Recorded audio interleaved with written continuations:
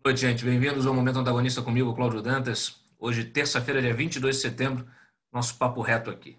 Bom, Bolsonaro fez o discurso para a Assembleia Geral da ONU, né? A primeira vez que a Assembleia Geral ocorre virtualmente em função da pandemia. Então, ele gravou um discurso, 14 minutos mais ou menos, e fez, então, a exibição desse discurso lá na Assembleia Geral. Nós acompanhamos, transmitimos também e depois selecionamos as principais partes, né? Os principais trechos estão disponíveis aqui no nosso canal no YouTube.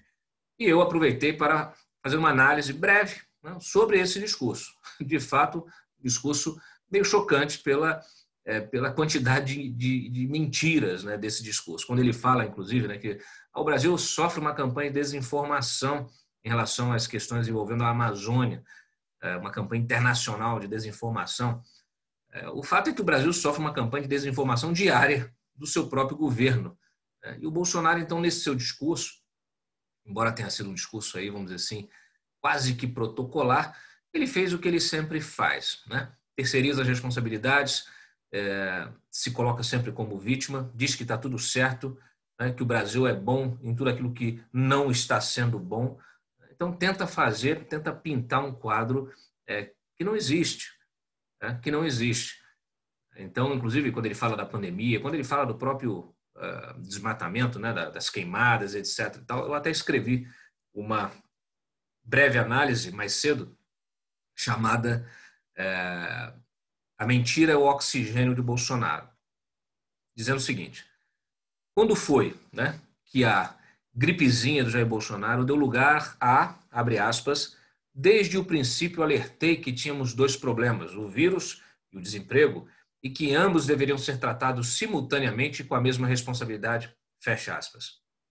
No momento que o Brasil superou a marca de 100 mil óbitos pela Covid-19, é bom lembrar que o Bolsonaro ignorou o luto das famílias, não prestou nenhuma palavra de condolência e apenas comemorou o título do Palmeiras. Lamentar agora cada morte ocorrida, como ele fez nesse discurso para a ONU, é sua protocolar e desonesto. Assim como é desonesta a sua versão de que a Amazônia não pega fogo por ser úmida e que a culpa dos incêndios é do caboclo e do índio, que queimam seus roçados em busca da sobrevivência em áreas já desmatadas.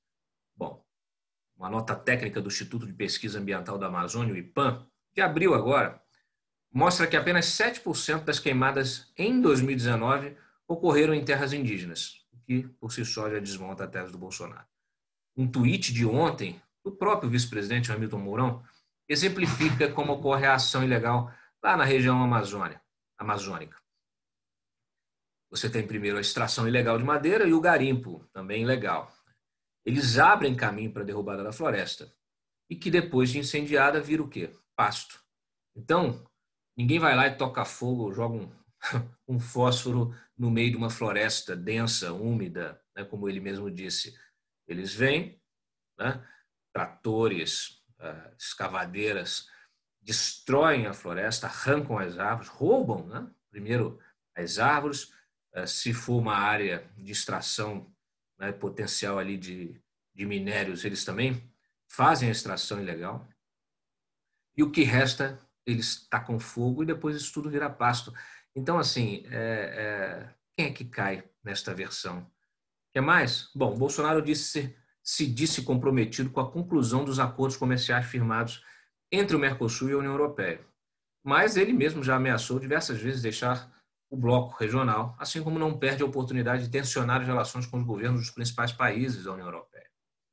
Então, como? Onde está esse comprometimento, né? Ele também afirmou que o país tem registrado aumento do investimento externo, o que é uma mentira. É justamente o contrário. De janeiro a julho, houve uma queda de 30% neste investimento. A versão estadista do Bolsonaro, apresentada à ONU, ela não existe no Brasil real. Então, essa aí é a minha breve análise sobre esta situação, sobre esse discurso do Bolsonaro na ONU. E nós seguimos, então, aqui com o noticiário da desonestidade, da mentira, da desinformação. procurador que cuida da investigação da furna da onça, pediu ao Aras que avalie a possibilidade de denunciar o Flávio Bolsonaro por não ter comparecido à cariação ontem com Paulo Marinho. Nós noticiamos isso, inclusive, no gabinete de crise. O Flávio preferiu ir lá fazer uma dancinha no programa do Siqueira Júnior, gravado lá em Manaus. E aí o procurador manda um ofício para o Aras, justamente falando, né, dessa falta e sugerindo, então, uma denúncia por desobediência. Está certo, tá? Está certo. E o mais interessante é o seguinte, são as justificativas, né, que o Flávio deu. O Flávio, ele, no dia 31 de agosto, disse que não poderia comparecer à audiência, né, a essa audiência no Ministério Público Federal, que aconteceria 20 dias depois. E ele alegou que estava com Covid. Quer dizer, eu quero imaginar, pelo ciclo da doença, nós já conhecemos a doença, imaginar que 20 dias depois ele ainda estará acamado, né? Será que estava? É realmente abusar, né, da inteligência alheia. O procurador Eduardo Benones, inclusive, questionou. E aí, no dia 4, já em setembro, ele mandou um questionamento, né, primeiro que não autorizava aí a dispensa nem a suspensão da audiência e cobrava o atestado médico da Covid, que o Flávio disse que estava alegando ter, né? E aí, olha só que interessante. 2 dias depois, a defesa dele protocola a resposta dizendo que ele estava curado. Então, em 2 dias, apenas 2 dias, quer dizer, 2 dias não, é uma semana, vai. O Flávio curou da Covid, que ele alegava como justificativa para não comparecer à cariação. A justiça, pelo visto, está funcionando melhor que a cloroquina, né? Então, realmente, olha, é uma desculpa esfarrapada acreditar nisso. Não é possível, né? Não é possível.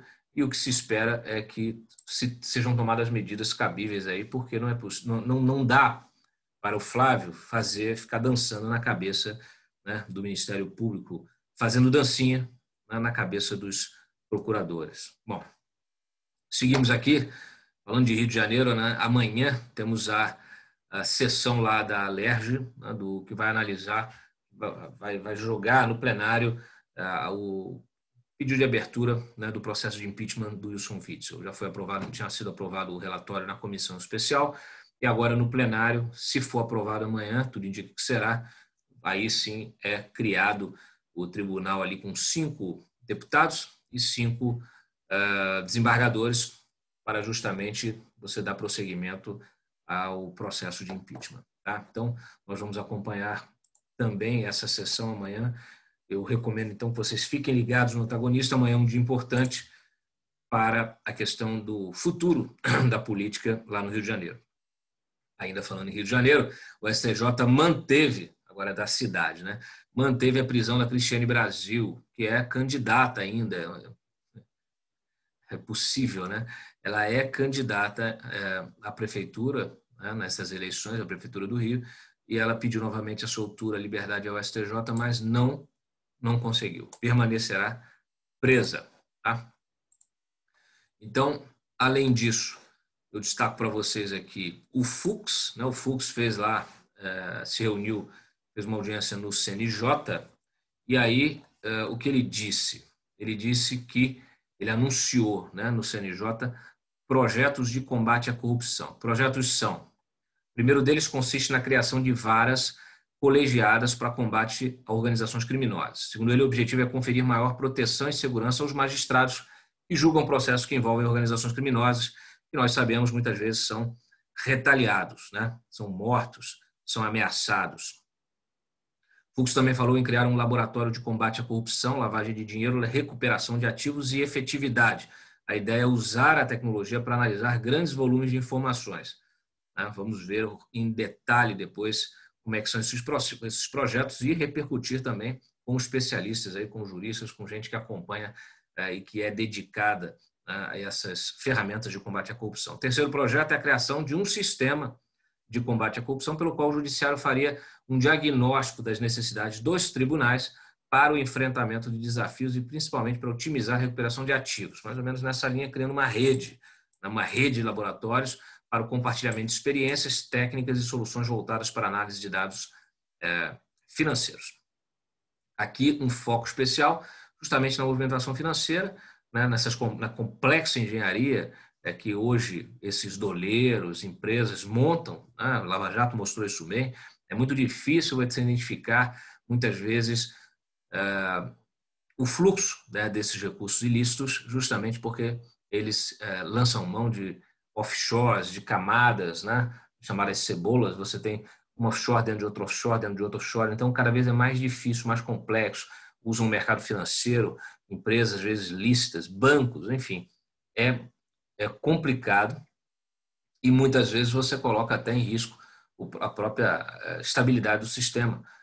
Eu tenho convicção de que a Lava Jato não avançou como poderia em relação aos bancos que foram utilizados para lavagem de recursos, para saques, para etc. e tal, porque justamente para não causar uma instabilidade no nosso sistema financeiro, não prejudicar a economia. Muita gente fala assim, a Lava Jato quebrou o país. Não. Se ela quisesse quebrar, ela teria avançado, né, para cima dos bancos, do mercado financeiro, corretoras, etc., né, muitos realmente se utilizando aí da atuação formal, oficial para a lavagem de dinheiro.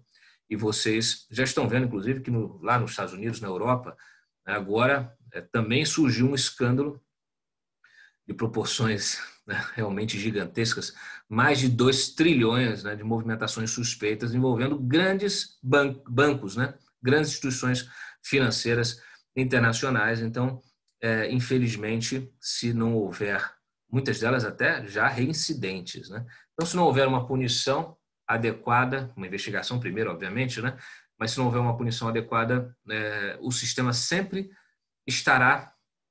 funcionará como um solo adubado, né? Terra adubada ali para você plantar as suas ervas daninhas. Então, nesse caso, se você realmente não melhorar esse sistema, você vai estar sempre enxugando gelo, porque esse sistema vai continuar sendo utilizado para o crime. E isso inclui bancos, grandes bancos, né?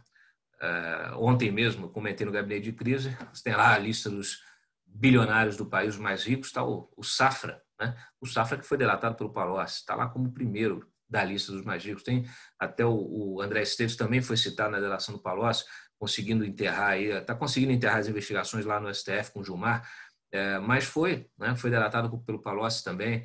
Então, infelizmente, essa é a situação.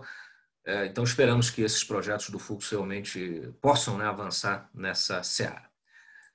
Segundo ele, a diretriz é reduzir os custos também com guarda e depósito de bens pelo Poder Judiciário, otimizando a gestão de recursos financeiros e físicos. Tá? É uma coisa mais administrativa. E fora a agenda da corrupção, o ministro também prometeu ampliar a digitalização de processos, priorizar medidas de combate à violência doméstica, homofóbica e de gênero e também na preservação do meio ambiente, que é essa grande discussão agora está na ordem do dia.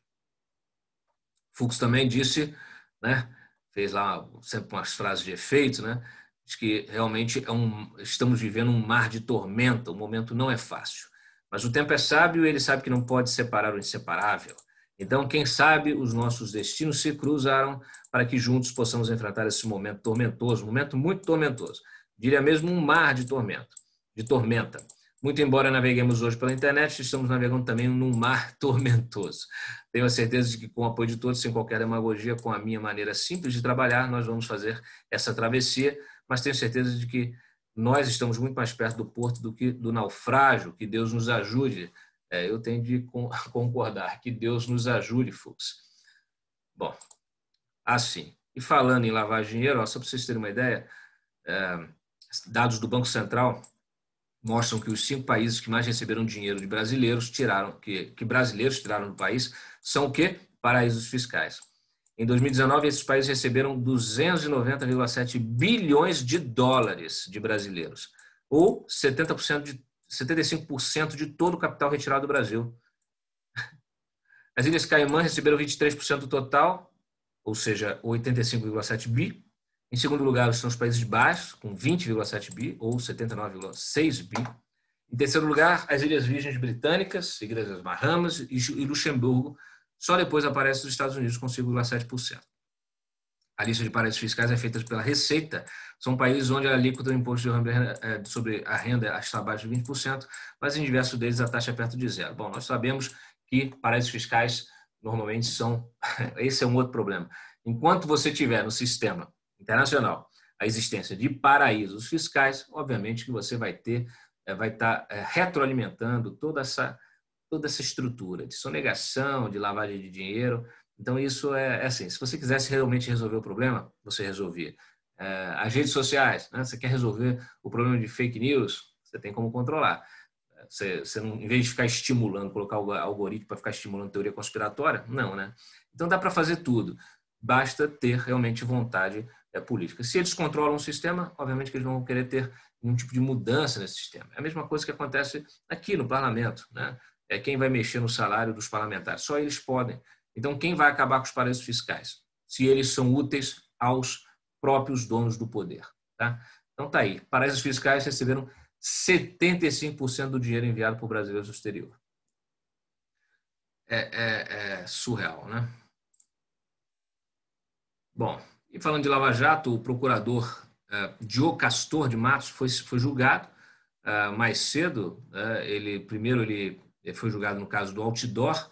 Foi aberto um processo aí para processo disciplinar, né? Justamente para apurar a contratação desse outdoor. Tá? O CNMP abriu esse processo, um outdoor que elogiava a Lava Jato.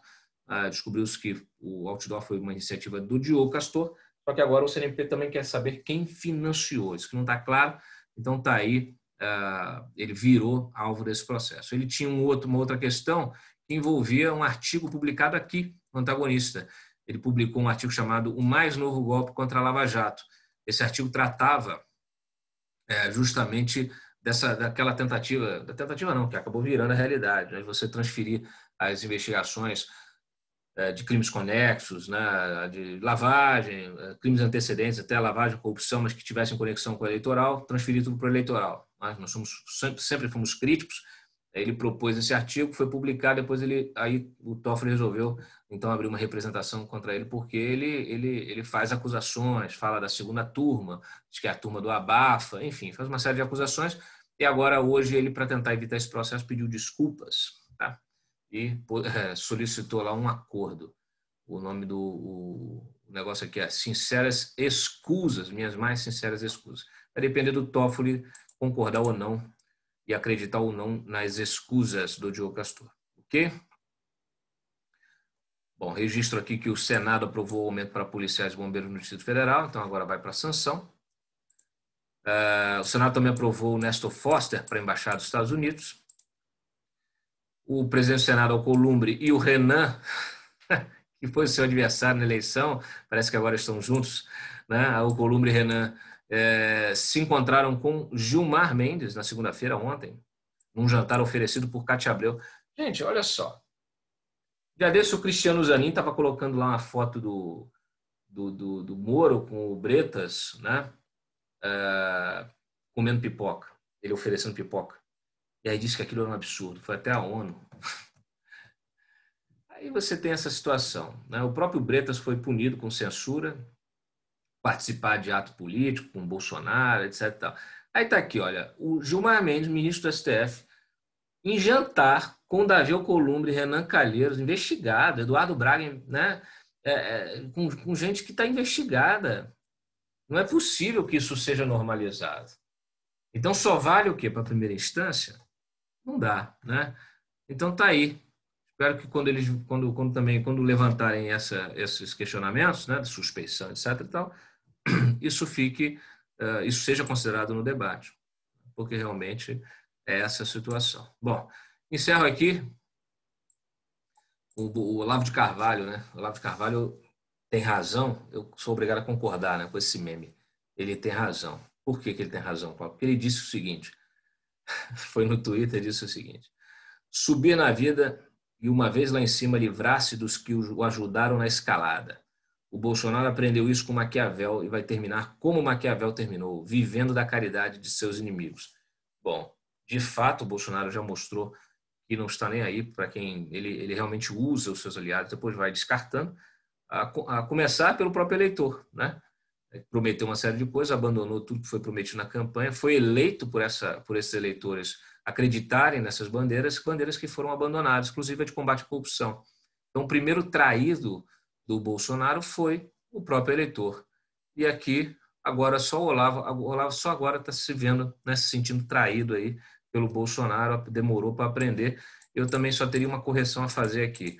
O Bolsonaro não aprendeu isso com Maquiavel, tá? Porque ele não lê Maquiavel. Ele aprendeu com a turma do Centrão.